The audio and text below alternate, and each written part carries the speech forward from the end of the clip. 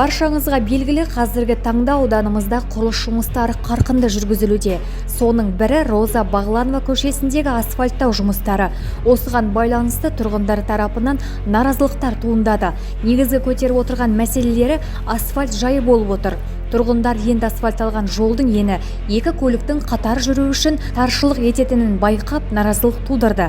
Мәселен, Мұстафа Шоқай көшесіне дейінгі жолдың ені 8 метр болып келеді де, Роза Бағланова көшесінен бастап Сәт дүкеніне дейін 6 метр болып тұр. 2 метр жол енінің неліктен қысқарғанын түсінбеген тұрғындар тиісті мекеменің жауап беруін талап етті.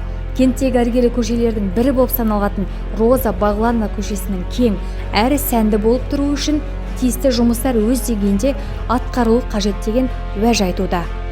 Үлкейту керек, екі жағына бір метрден алса, былайша. 1 метрден болса да мінекей. Сосын бордюр салынса, шаң болмайды. Мына жерде Бағланова көшесін асфальттап жатыр.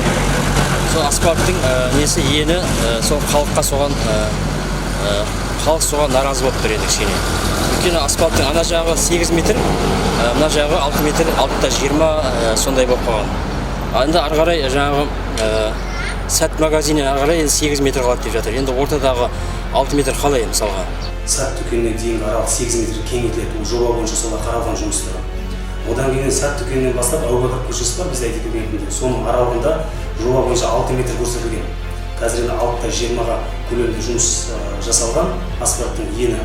Оны кеңейте алмайтын себебі бар, өйткені жобалаушы мекеме басында тапа-сүйем жасаған кезде жол жиегіндегі аяқ су арықтары, тротуар және жол жабыны болады, обочина.